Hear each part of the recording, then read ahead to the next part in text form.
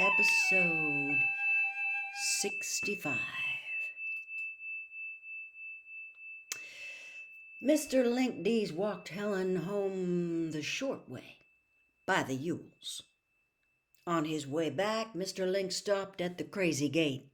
"Yule!" he called. "I say, Yule!" The windows, normally packed with children, were empty. "I know every last one of you's in there a-layin' on the floor. Now hear me, Bob Yule. If I hear one more peep out of my girl Helen about not being able to walk this road, I'll have you in jail before sundown."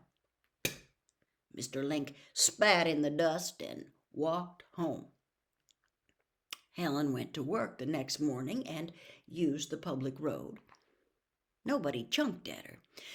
But when she was a few yards beyond the Yule house, she looked around and saw Mr. Yule walking behind her. She turned and walked on, and Mr. Yule kept the same distance behind her until she reached Mr. Linkdee's house. All the way to the house, Helen said, she heard a soft voice behind her crooning foul words. Thoroughly frightened, she telephoned Mr. Link at his store, which was not too far from his house. As Mr. Link came out of his store, he saw Mr. Yule leaning on the fence. Mr. Yule said, "Don't you look at me, Linkdees, like I was dirt. I ain't jumped your—" "First thing you can do, Yule, is get your stinking carcass off my property. You're leaning on it, and I can't afford fresh paint for it. Second thing you can do is stay away from my cook, or I'll have you up for assault." Ain't touched her, Linkdees, and ain't about to go with no nigger. "You don't have to touch her. All you have to do is make her afraid. And if assault ain't enough to keep you locked up a while, I'll get you in on the ladies' law. So get out of my sight. If you don't think I mean it, just bother that girl again."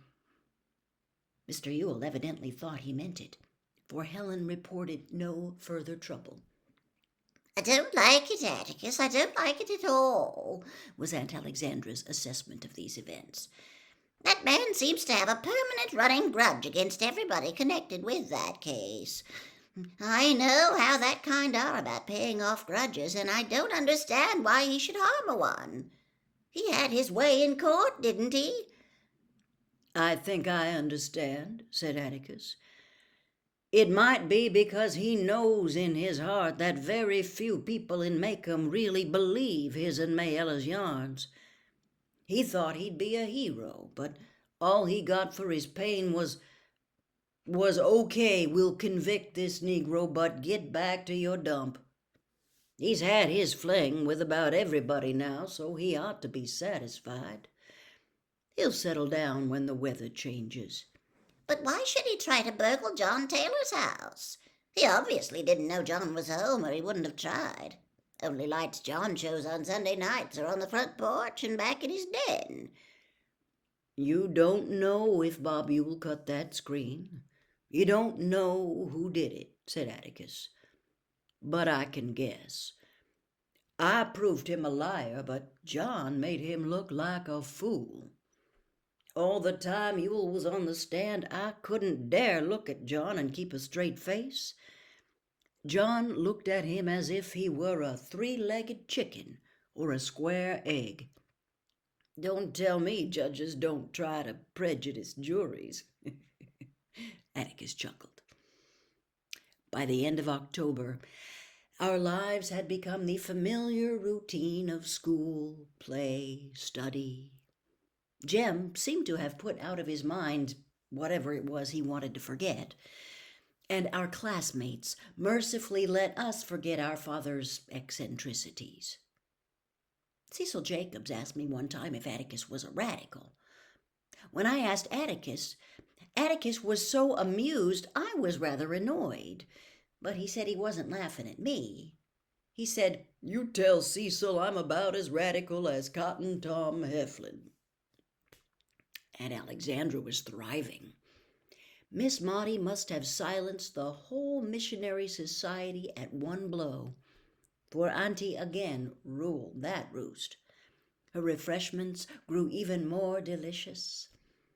I learned more about the poor Marooners' social life from listening to Mrs. Merriweather. They had so little sense of family that the whole tribe was one big family. A child had as many fathers as there were men in the community, as many mothers as there were women. J. Grimes Everett was doing his utmost to change this state of affairs and desperately needed our prayers. Macomb was itself again, precisely the same as last year and the year before that, with only two minor changes. Firstly, people had removed from their store windows and automobiles the stickers that said, NRA, we do our part. I asked Atticus why, and he said it was because the National Recovery Act was dead.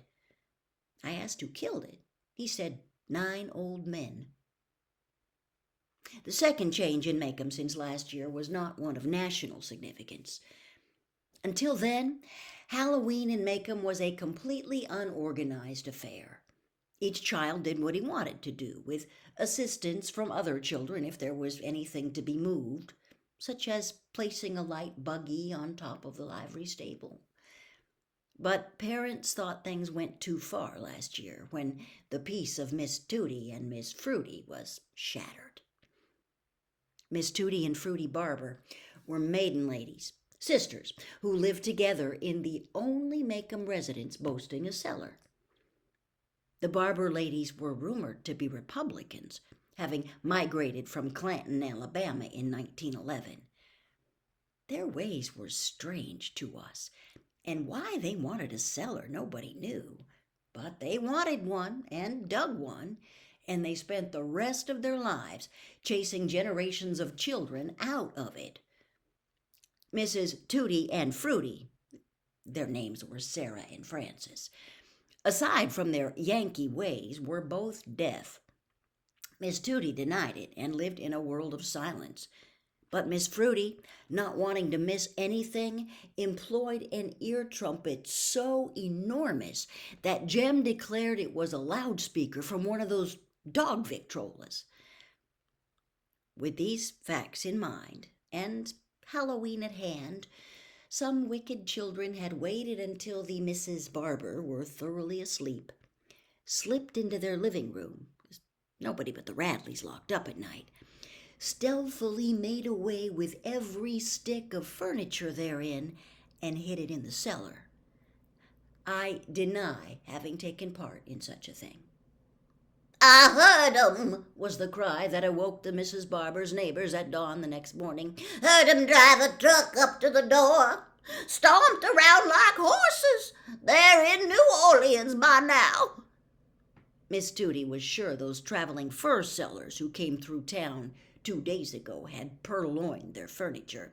Dark they were, she said. Syrians. Mr. Heck Tate was summoned. He surveyed the area and said he thought it was a local job. Miss Fruity said she'd know a Macomb voice anywhere, and there were no Macomb voices in that parlor last night. Rolling their R's all over her premises they were. Nothing less than the bloodhounds must be used to locate their furniture, Miss Tootie insisted. So Mr. Tate was obliged to go 10 miles out the road, round up the county hounds, and put them on the trail. Mr. Tate started them off at the Mrs. Barber's front steps, but all they did was run around to the back of the house and howl at the cellar door. When Mr. Tate set them in motion 3 times, he finally guessed the truth. By noontime that day, there was not a barefoot child to be seen in Macomb, and nobody took off their shoes until the hounds were returned. So, the Macomb ladies said things would be different this year. The high school auditorium would be open. There would be a pageant for the grown-ups, apple bobbing, taffy pulling, pinning the tail on the donkey for the children. There would also be a prize of 25 cents for the best Halloween costume, created by the wearer.